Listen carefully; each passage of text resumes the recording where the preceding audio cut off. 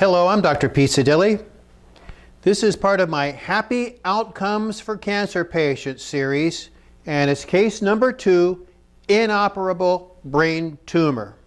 This case report is from the book, One Man Alone, an investigation of nutrition, cancer, and Dr. William Donald Kelley, written by Dr. Nick Gonzalez, completed 1987 and published in 2010 by New Spring Press. And the research was performed under authority of Dr. Robert A. Good, the director of Memorial Sloan Kettering Cancer Center, one of the preeminent cancer research and treatment centers in the world.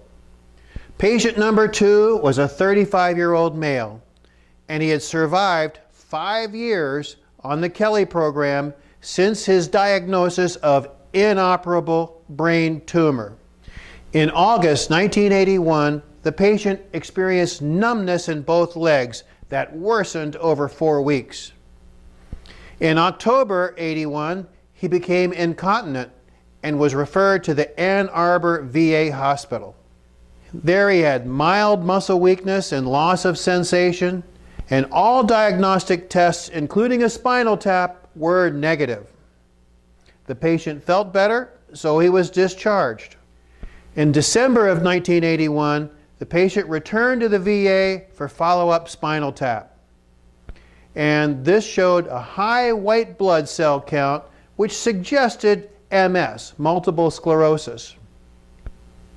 The patient began treatment with ACTH, and anti-inflammatory pituitary hormones. In June of 1982, the patient suddenly lost all sensation in his legs, so he was admitted to the emergency room at Wyandotte Hospital, his local hospital. A lumbar puncture showed elevated protein in the spinal fluid, which was not conclusive. The patient improved, so he was discharged with a walker and plans to continue ACTH. Within a week, he developed daily frontal headaches, severe headaches. And then in September of '82, he was found confused and disoriented and forgetful, so he was readmitted to Wyandotte Hospital. Remember, this is a young man, just 30 years old. A CT of his head revealed a large mass in the third ventricle of his brain. So he was transferred to the VA hospital, and 2 days later had exploratory brain surgery. 2 inoperable tumors were found in his brain. One tumor was biopsied, but there was no attempt at resection, removal. And the diagnosis was high-grade glial tumor, one of the most aggressive nervous system cancers. After further study, the biopsy was suspected to be lymphoma, or a combination of glioma and lymphoma. Several days later, a liver spleen scan revealed an enlarged liver. Bone marrow biopsy was negative for cancer. But a myelogram, that's a dye study of the spinal cord fluid, clearly showed a large third tumor in his thoracic spinal column, in the mid-back. The medical doctors informed the patient's wife that he had 4 to 6 months to live at most. And they recommended radiation for symptomatic relief. In September of '82, he was transferred to Allen Park VA Hospital for aggressive radiation and a recommendation: 4,000 rads of cobalt to his brain and 3,000 to 4,000 rads to his thoracic spine. This is serious radiation. And the patient's wife now decides to investigate alternatives. The patient and his wife discussed Dr. Kelley and decided to follow his program. And at this point, he had already received 2,200 rads to his brain and 2,277 rads to his spine. Against his doctor's advice, he checked out of Allen Park VA Hospital. The medic said that his memory was better, but there had been no neurological changes to his legs. Although wheelchair-bound, the patient and his wife traveled to Boston to hear a speech by Dr. Kelley. They returned to Michigan and began the program of nutrition, detoxification, and enzymes. The first months were very difficult because at times the confusion was so bad that his wife had to force the supplements into his mouth. Remember, this patient was only given weeks or a few months to live. But slowly, he began to improve. Over a period of a year, his mental status normalized, and he progressed from a wheelchair to a walker to a cane. In April of 1983, his wife called the VA to discuss the case, and the medics there told her that the patient must return for their appropriate treatment. Patient number 2 was determined to refuse that therapy, but he did return for the exam. The medics were stunned when he walked into the oncology clinic. And they had further shock when a CT scan showed no evidence of the previously documented large inoperable tumors. In January of 1984, patient number 2 returned to the oncology clinic at Allen Park, VA. And there the medics documented, quote, "He has refused conventional treatment and only partially completed the radiation therapy. He has had dramatic improvement in nervous system symptoms." And 5 years after terminal diagnosis, the patient was still following Dr. Kelley's program. So ladies and gentlemen, consider this. The original diagnosis of large, aggressive, and inoperable brain tumors, the patient given only a couple of months to live. And after following Dr. Kelley's program, a CT scan shows those tumors are gone.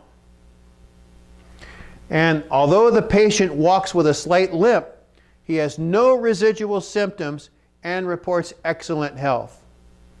And I wonder if that limp is an outcome of the radiation that was delivered to him before he started Kelley's program.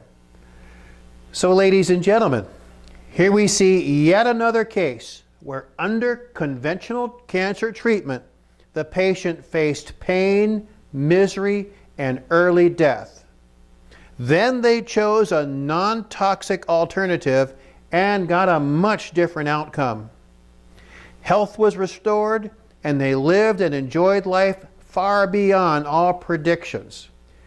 We must remember, conventional cancer treatment industry is focused on shrinking tumors and not on restoring health.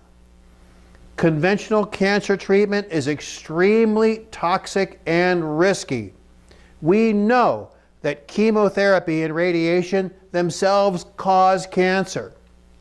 And we know that surgery and biopsies themselves spread cancer. Instead of applying chemo and radiation and hoping that the cancer dies before the patient, we work together with you to restore health, strength, and vitality so that your body rids itself of the cancer. So here's an important question. Are you doing everything possible to recover your health? To survive cancer, you must establish these foundations. An optimal body pH, that's your acid-alkaline balance. It's well established that all the enzymes, all the chemical processes in your body depend on the right acid-alkaline balance. And most of the people I see, especially the cancer patients, are way out. We must balance hormones. We're in an epidemic of hormonal cancers. Breast cancer, uterine cancer, ovarian, testicular, prostate cancer. There are too many people suffering the hormonal cancers, and we want to restore hormone balance. We must detoxify your body, mind, and emotions. Many cancer patients are walking around with a mindset of, oh my God, I'll never get over this. It's hopeless. It's the worst news. I mean, really, to get a diagnosis of cancer is about the worst thing anyone can ever tell you. We work to help change that mindset and that emotional set to realize the possibilities of getting better.